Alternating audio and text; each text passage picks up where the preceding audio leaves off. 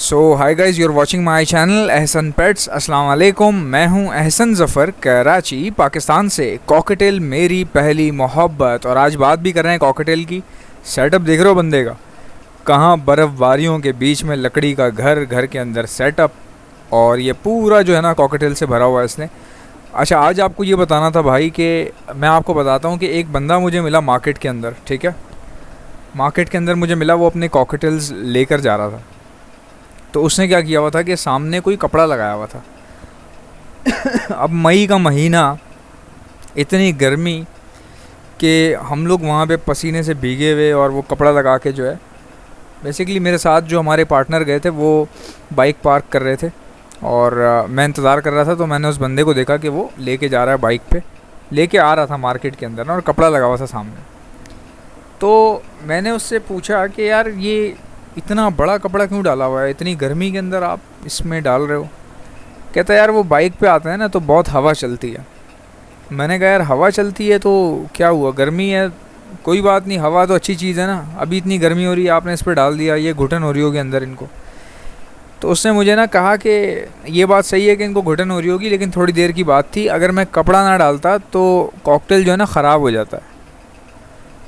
तो मुझे ना उस टाइम बड़ा अजीब सा लगा। मैंने कहा यार ऐसा कैसे हो सकता है कि, उसने मुझे कहा नहीं भाई ऐसा होता है कि कॉकटेल जो है ना वो ज़्यादा हवा में ख़राब हो जाता है।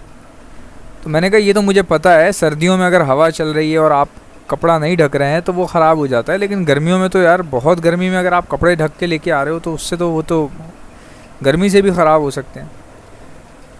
अच्छा, वो फिर उसने बहस नहीं की, बहरहाल वो जल्दी में था, निकल गया, वो खामोशी से चला गया। वो मैं उससे पूछ रहा था, अच्छा मेरा मकसद ये था कि मैं, हो सकता है ये कोई नई बात बताए मुझे, या कोई ऐसी बात बताए जिससे मुझे सीखने को मिले, या कोई ऐसी चीज़ जो मुझे नहीं पता लेकिन हो सकता है इसका एक्सपीरियंस हो उस चीज़ में। और मैं हमेशा सीखने की कोशिश करता हूँ, चाहे कोई मेरे से छोटा हो या बड़ा हो। मैं देखता हूँ कि लोग क्या कह रहे हैं, लोग देख क्या रहे हैं, लोग समझ क्या रहे हैं। भाई जिस तरह मैं बहुत होशियार बनता हूँ या मुझे ऐसा लगता है कि मैं बहुत तेज़ हूँ, इस तरह बाकी लोग भी तो तेज़ हो सकते हैं। खाली मैं अकेला तो कराची में पैदा नहीं हुआ ना, और भी बहुत सारे लोग पैदा हुए हैं। तो इसलिए अगर आपको अगर सीखना है, समझना है, तो आपको सुननी तो पड़ती है दूसरों की सुनेंगे तो ही पता चलेगा ना। आप सीखेंगे कहाँ से, दीवारों से सीखेंगे? यानी कि आपको कोई चीज़ आप सीखना चाहेंगे तो क्या दीवारों से सीखेंगे? माँ बाप एक हद तक सिखाते हैं, फिर आपको जो असल जगह सिखाती है वो होती है सड़क। जितना सड़क सिखाती है ना उतना कोई बंदा नहीं सीख सकता, ठीक है। तो मैं उससे खैर टटोलता रहा उसको कि यार ये ऐसा कैसे हो सकता है, गर्मी भी हो जाती है बाज़ों का। तो बहरहाल वो फिर गर्मी की वजह से वो ख़ुद भी तंग आया हुआ था, निकल गया वो। फिर मैंने क्या किया कि घर आने के बाद ना मैं कॉकटेल्स के ऊपर कोई वीडियो बनाने चाह रहा था। तो मुझे लगा कि शायद मैं इस टॉपिक पे बात करता हूँ, बट मुझे, चूँकि I was not sure at that time, और अभी कहाँ मई की बात कर रहा हूँ, अभी 11 जून है आज। तो मैं चाहता तो उस वक्त वीडियो बनाता, बट मुझे पता नहीं था ना कि मैं सही हूँ या वो सही है। मुझे क्या पता मैं सही हूँ कि नहीं हूँ, ठीक है। एक बात जैसे मैं कह रहा हूँ उसी तरह कोई और भी कह रहा है।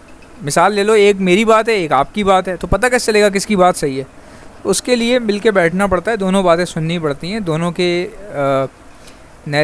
नरेशन जो हैं वो देखने पड़ते हैं। उसके बाद एनालिसिस देखते हैं उसके कि तीसरा बंदा क्या राय दे रहा है। अगर तीसरे बंदे की बात किसी दूसरे से मिलती जुलती है तो फिर वो पलड़ा भारी हो जाता है उस राय का, उसका। लेकिन बाज़ औक़ात ऐसा भी देखा है कि 10 बंदे फजूल सी बात कर रहे होते हैं और एक समझदार बेचारा चुप करके बैठा रहता है, फंस जाता है वो, ऐसा भी होता है। तो आपको देखना होता है कि बात कर कौन रहा है, इस बंदे का कैलिबर क्या है। उसके बात करने के तरीके से भी पता चल जाता है कि इसको कितना पता है। वैसे अगर आप आएँ बाएँ शाएँ करनी है तो फिर वो यहाँ पे बहुत सारे लोग हैं ऐसे, अब इधर आओ मैं बताता हूँ, ये जो है ना कुछ भी नहीं है, समझ लो बात को। तो वो इस तरह की बातें अगर करनी है तो आपको बहुत सारे लोग मिल जाएंगे यहाँ पे। अच्छा खैर, मैं ना परेशान सा था। परेशान से मुराद ये कि मुझे ना समझ नहीं आई। मैं ही चाह रहा था मैं वीडियो बनाऊँ और उस आदमी को गलत साबित करूँ कि गर्मियों में आप ऐसे नहीं किया करें, कोई भी बंदा कॉकटेल लेके जा रहा हो। तो इतने में क्या हुआ कि हमारे बहुत अच्छे दोस्त हैं, वो कॉकटेल, वो भी ऐसे ही हैं, मेरे से पहले से कॉकटेल रख रहे हैं, वो मेरे से ज़्यादा तजुर्बा है उनका। मैंने उनसे पूछा, मैंने कहा यार ये क्या चक्कर है? कहने लगे यार मैंने भी किसी से सुना है कि कॉकटेल ना सर्दी से ख़राब होता है ना गर्मी से ख़राब होता है। मैंने कहा फिर? कह रहे कॉकटेल जो है ना गर्मी भी बर्दाश्त कर जाता है, गर्मी अगर बहुत ज़्यादा पड़ रही है तो उसको प्रॉब्लम ज़रूर होती है और हमें उसका ख़्याल रखना चाहिए, लेकिन कॉकटेल कहीं ना कहीं गर्मी बर्दाश्त कर जाता है। और कहीं ना कहीं सर्दी भी बर्दाश्त कर जाता है। कॉकटेल सर्दी भी बर्दाश्त कर लेता है, थोड़ा बहुत कपड़ा डाल दें, कुछ कर लें। सर्दी उस वक्त भी लग रही होगी कपड़ा डालने के बाद भी। ठंडक तो ठंडक है ना, सर्दियों में ऐसी ठंडक होती है कि कपड़े वपड़े जो है ना सब धरे के धरे रह जाते हैं। लेकिन कॉकटेल वो कहने लगे कि सर्दी भी बर्दाश्त कर लेता है, गर्मी भी कर लेता है, लेकिन हवा बर्दाश्त नहीं कर सकता कॉकटेल।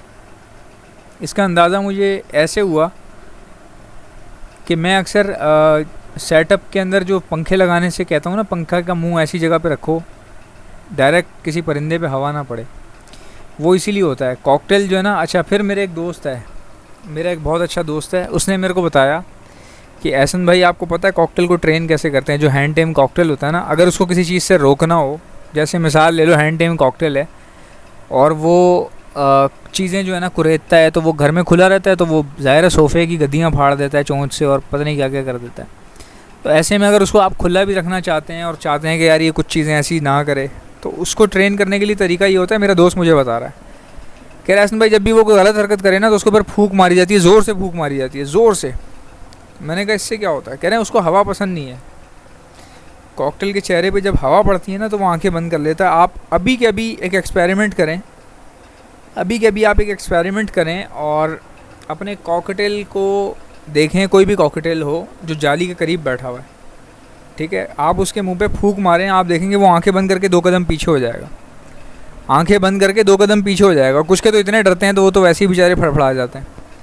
इसका मतलब इससे साफ जाहिर है कि कॉकटेल को हवा नहीं पसंद कि हवा उसके मुंह पे लग रही हो। और ये रेगिस्तानी परिंदा है, समझ में आई बात? रेगिस्तान कैसी चीज़ है? रेगिस्तान इतनी ख़तरनाक चीज़ है कि गर्मियों में लावा निकल रहा होता है गर्मी का, और सर्दियों में वहाँ पे रेगिस्तान में इतनी ठंड होती है कि आप शायद अगर रात वहाँ पे भटक गए तो आपका सुबह ज़िंदा मिलना बहुत मुश्किल हो जाता है। रेगिस्तान में इतनी सर्दी पड़ती है सर्दियों में सर्दी ऐसी पड़ती है कि ख़तरनाक, और गर्मियों में गर्मी ऐसी पड़ती है कि बंदा गया। तो ये तरीके हैं। इस अगर कॉकटेल ऐसे इलाके का है तो इसका मतलब ये है कि वो हर चीज़ बर्दाश्त कर लेगा। बट रेगिस्तानी इलाकों में जो है ना ज़्यादा हवा चलती नहीं है, मतलब बहुत कम ऐसा होता है कि हवाएं चल रही हों। जब मट्टी का तूफ़ान आता है उस वक्त हवाएं चलती हैं। तो कॉकटेल को इसलिए हवा पसंद नहीं है, ये परिंदा ही ऐसी जगह का है, मतलब कि बंजर बियाबान इलाकों का परिंदा है ये। अच्छा जी, अब मेरे एक दोस्त से बहुत अच्छे उन्होंने बताया कि यार मैंने कॉकटेल को ना नॉर्मली रखा हुआ है छत के ऊपर। अब कहते हैं जिस दिन बारिश हुई ना उस दिन तूफ़ान आया बहुत ख़तरनाक किस्म का ना। तो मेरी वाइफ़ ने बोला कि यार ऊपर परिंदे हैं इतनी तेज़, क्योंकि उस दिन क्या है गर्मी थी और मानसून चल रहा था, लेकिन बारिश इतनी हुई कि पूरा इलाका ठंडा हो गया था। रात को सर्दी लग रही थी, चादर लेनी पड़ी, इतनी बारिश हुई थी। मुझे याद है मैं उस वक्त पंजाब में था और यहाँ पे कराची में ये हाल था कि भाई 12-12 फुट पानी था कुछ इलाकों में और गाड़ियाँ डूब रही थी। आपको याद होगा, ये मेरे ख्याल से 2-3 साल पहले की बात है। ये गाड़ियाँ सारी इधर उधर आगे पीछे डूब गई थी गाड़ियाँ, बहुत ज़्यादा बारिश हो गई थी। बारिश तो खैर हो गई थी लेकिन साथ ही साथ गटर का पानी बहुत ज़्यादा आ जाता था। तो वो बता रहे हैं, मेरी वाइफ़ ने बोला भाई सर्दी हो रही है, बहुत बारिशें हो रही हैं और रात को ठंड होती है, तो आप एक काम करो इसको ढक दो। उन्होंने बोला ढकने की ज़रूरत ही नहीं है, मैंने मास्टर केज बनाया हुआ और सामने शीट लगी हुई है और हवा तो जा नहीं रही होगी इतनी, लेकिन उस दिन हवा बहुत थी। उनकी शीट कहीं नीचे गिर गई, सामने जो लगी हुई थी ना वो नीचे गिर गई हवा से, और हवा डायरेक्ट पड़ती रही परिंदों पे काफ़ी देर तक।